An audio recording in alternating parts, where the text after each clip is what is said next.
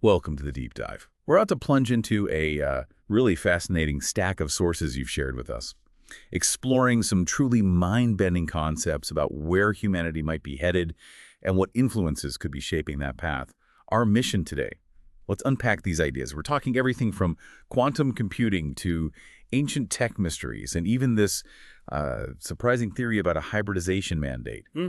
Get ready for some insights, hopefully give you a shortcut to being well-informed on stuff that often just gets lost in all the noise. Yeah, and what's really striking, I think, is how these seemingly separate things, modern science, ancient lore, even some personal accounts, how they might actually connect, Right. pointing towards a larger narrative maybe about our reality, our evolution. So we'll look at not just what the sources say, but maybe why it all matters for you. Okay, let's start there. This idea that we're sliding into what your sources are calling a sci-fi world. What does that actually mean for us right now? Well, the sources describe it as a transitional boundary layer. It's not just like gradual change. It implies a whole new paradigm is coming in, and that requires the destruction of the past, the very roots of our social order, old knowledge. It's all being pulled out from under us and fast, It's accelerated. like a cultural revolution, but faster. Exactly. Think Mao's Cultural Revolution, but supercharged by telecommunications, technology. It's happening much more rapidly. And the sources point out that historical pattern, right? Those who kick off that kind of upheaval often end up becoming its victims. Something to watch. So for the listener feeling maybe a bit overwhelmed by all this, what's the practical takeaway? It's a good question. Because people are feeling it. We see folks splintering, focusing intensely on maybe just politics or climate or the economy, and only peripherally aware of the other crises because it's just information overload, right? Yeah. Historically, these periods of global instability, like say between 1917 and the end of World War II, they lasted decades. So based on those patterns, your sources suggest we might expect maybe 15 years for things to settle into some kind of new normal. The relevance seems pretty clear then. We really need to be sharpening our own wits as individuals just to navigate all this. Okay, let's switch gears. Let's dive into the buzz around quantum computers. Huge topic. Your sources mentioned Google's controversial quantum supremacy claim. They said their machine did something in 200 seconds that'd take a supercomputer 10,000 years. And there's even talk swirling around about a quantum apocalypse. Right, but one key thing from the sources is that this quantum apocalypse idea, it's not really a near-term threat, not according to this analysis anyway. The article citing Google's claim. Turns out it used, like, 40-year-old benchmarking software. 3 years old. Yeah. Which means the comparison was, and the source used this word, entirely bogus, because the software itself limits the hardware performance, you see. Okay, that makes sense. And you have to remember, digital and quantum computers, they're intertwined. A quantum computer always needs that digital interface to work. Plus, we're not really at true quantum supremacy, these machines. They're only about 80% accurate. 80%. Yep. You often have to run the same test over and over, aggregate the results. It's not like getting one perfect answer. It gives you an answer that satisfies a set of possible solutions. And the real bottleneck, the sources argue, it isn't the hardware, it's us. It's human cognition, writing the software complex enough to actually harness these machines effectively. That really helps clarify things. So, okay, conceptually, Yeah. how do these things even work? Quantum tunneling, quantum annealing? Right, they use these really unique quantum effects, quantum tunneling. Okay, imagine trying to get a ball over a hill. Classically, it needs enough energy to roll over the top. Quantum mechanically, though, the particle can sometimes just appear on the other side, tunnel through, even if it doesn't have the energy. In computing, it's kind of like exploring all possible paths, all solutions, simultaneously to find the lowest energy state, the best answer, instead of checking them one by one. Huh. Okay. And annealing. Quantum annealing. Think of heating up a sheet of metal, making it flexible, and then letting it cool really fast, instantaneously. As it cools, it settles into its lowest energy state, and the way it settles represents the solution. The bits freeze into zeros or ones, giving you the answer to a complex problem. Okay, fascinating. So given all that, what about our crypto? Are Bitcoin and the others safe from quantum hacks? Is that another myth? That's the big question, isn't it? Security. Look, breaking a single blockchain transaction, that would take an enormous amount of programming effort and countless runs, even for a quantum computer. It's not going to happen on a mass scale anytime soon. Maybe a single transaction could be vulnerable in, I don't know, 9 or 10 years, but not now. The current security is pretty robust against what exists today. Okay, good to know. Now here's where it gets really interesting, based on your sources. This link between the observer effect in physics and human consciousness. Yeah, this is a known thing in physics, the observer effect. But the sources take it a step further. For certain quantum experiments, apparently human consciousness itself can interfere. It has to be excluded. How do they do that? Well, that's why these quantum computers are remotely controlled. They often use timers, so the operator doesn't even know the exact moment the experiment runs.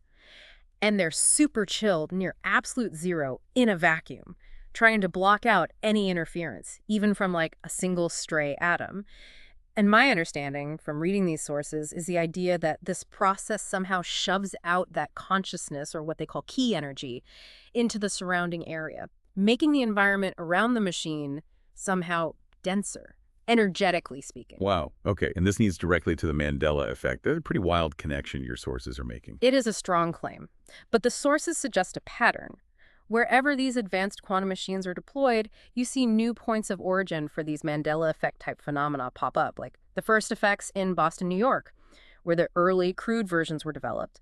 Then Texas, near NASA, supposedly affecting Bible passages, and Hollywood changing famous movie lines like, the Luke, I am your father one. Which was the original line, right? Yeah, right. It was, no, I am your father. So while the original Mandela effect, the Nelson Mandela one, might have been bad press or misremembering, the effect the sources link to quantum computers involves these subtle shifts in language, in media, historical references. And look, there's no consensus among physicists on this, obviously, but some do acknowledge a kind of magnification of the observer effect when these computers are running. It's weird stuff. Definitely weird. So bottom line for us, are we going to have quantum computers in our living rooms anytime soon? Oh, no, there's just no point, really. They're not built for checking email or browsing the web. They need massive cooling, specialized conditions, totally impractical for personal use. What are they for then? Their real power, according to these sources, lies in specialized tasks, like deep web indexing. Think about it. Google only indexes maybe 3% of the entire internet, searching the rest of that data. With current tech, it could take weeks. A quantum computer could potentially fire off that search in milliseconds, get your results maybe 80% accurate, but across truly massive, unindexed data sets, that's the game changer. Okay, so we've talked about the present becoming sci-fi. But what if, as your sources suggest, some of that sci-fi was actually in our ancient past? They raise this question. How were structures like the Jed Tower, the pyramids, Machu Picchu, those Russian megaliths, how are they built? Especially when our current tech struggles to even replicate them. Sound waves, gods using DNA. What are the theories here? Well, one really striking angle the sources explore is reinterpreting hieroglyphics. Like at the Temple of Hathor in Egypt, you see these depictions of intricate headdresses, Isis's antenna thing. Some sources try to link that to esoteric theories about ancient alien races like the Pneumo and their supposed methods of interstellar travel. So not just pictures, but maybe diagrams. Exactly. Hieroglyphics weren't just for, writing shopping lists. It was a ceremonial, complex language, almost like a computer manual in a way, which prompts the question, are they instruction manuals? What's your take based on the sources? My interpretation, piecing together what the sources suggest, is yeah, they could be instruction manuals, but maybe mixed with a lot of self-aggrandizement. I kind of picture it like a cargo cult scenario. Ancient people see some incredibly advanced tech they don't fully understand. They figure out maybe one small part of how it works, then they puff themselves up, create these stories, these records, claiming they did it all. Right. And even things like the over-chiseling you sometimes see on hieroglyphs, where one image is carved over another. Some sources, particularly non-Western Egyptologists familiar with languages like Sanskrit, they interpret that almost like deprecated code. Like old software being updated or redacted? Kind of, yeah, like notes in a formulary being corrected or updated. It's a fascinating way to look at it. It really is. Okay, so connecting past and present. What does this all imply for humanity's future? Your sources mention we're building complexity faster than we can decipher it. Yeah, and this brings up a key point from the sources. The only way forward, they argue, is to augment our own cognitive power. With AI, cognitive power itself is presented as the truly scarce resource, the thing we should really cherish and enhance. How would that look, practically? Well, it could be relatively simple things like AI in your watch warning you about sugar intake or suggesting a safer route while driving. Or it could be more advanced, like wearable sensor arrays. Imagine a shirt with heat sensors telling you, don't open that door, there's a fire behind it. Or even sensors that could gauge subtle cues in a crowd, maybe tell if someone's interested in you, that kind of thing. Okay, that's starting to sound very Matrix-like. I mean, we hear predictions about phones implanted in our heads, contact lenses linked to the cloud, Neuralink maybe letting us download languages directly into our brains. I mean, why wouldn't someone want that? Well, the sources raise a lot of red flags. There are compelling reasons not to go down that specific path. For one, translation software. It already exists, it's really good, and it's on your phone. No implant needed. And those experiments from the early 2000s, trying to project screens directly onto people's eyes with lasers, they ran into a lot of problems, physical impediments. Like what? Well, think about reading. Humans only mastered saccadic eye movements, those quick jumps our eyes make when reading relatively recently in the last few thousand years. Our bodies have built-in biological limitations, impediments when it comes to that kind of direct eye interface. It's not as simple as just plugging something in. And here's another fascinating point from the sources. The idea that your memories, your consciousness, it isn't just in your head and your brain. Some theories suggest it's more broadly connected through things like the vagus nervous system linking the brain to the gut and other organs, and the endocrine system, hormones, monkeying around with those incredibly delicate, complex biological systems.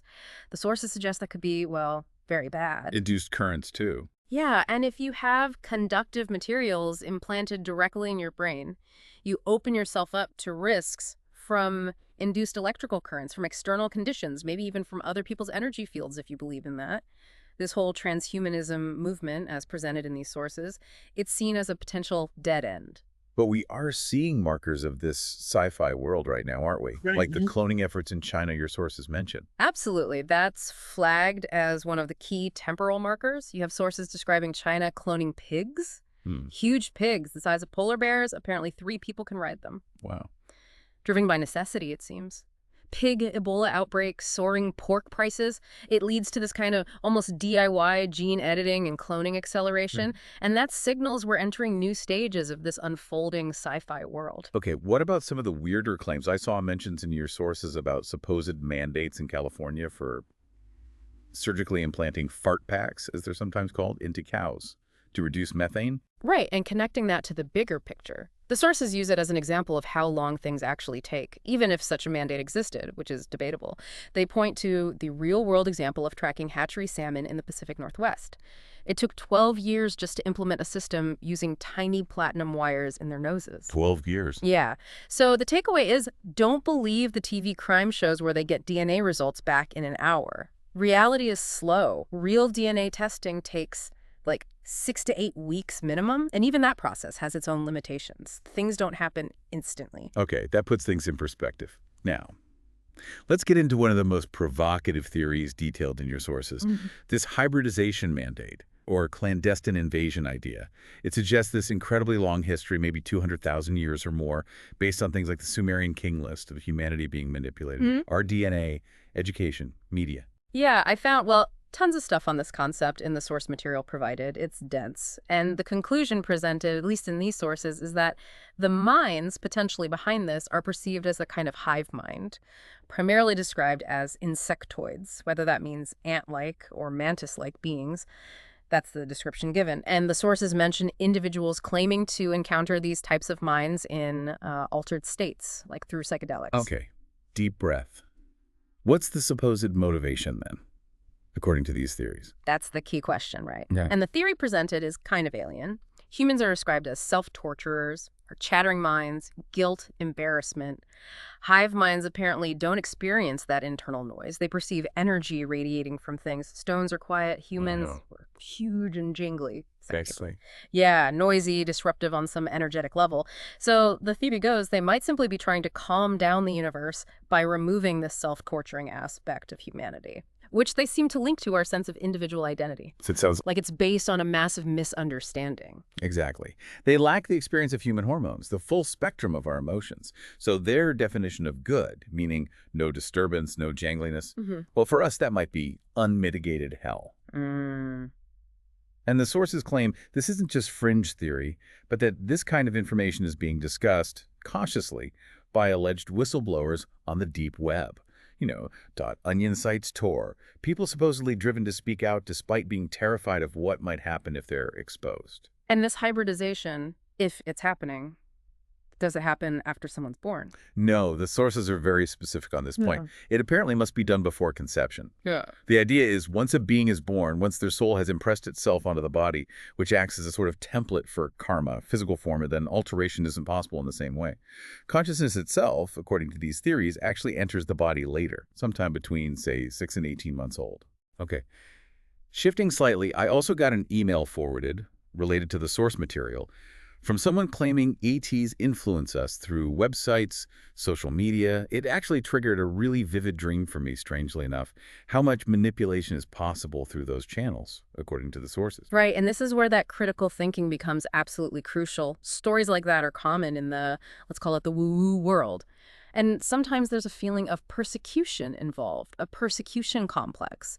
We need to be careful not to jump to conclusions. So you dismiss the website idea. I mean, personally, I'd be skeptical of the mechanism, aliens needing to build websites to manipulate us, if they've supposedly been influencing us for millennia before the internet.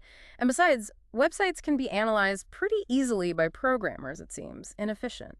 However, that doesn't mean the person who sent the email doesn't have a legitimate reason to feel persecuted or hasn't had a genuinely horrific experience. They might just be expressing it the best way they know how. Right, distinguishing between experience and explanation. Exactly. We need to try and differentiate between people genuinely reporting their experiences, even if the explanation isn't factually accurate and deliberate, con artists spreading disinformation for profit or other reasons.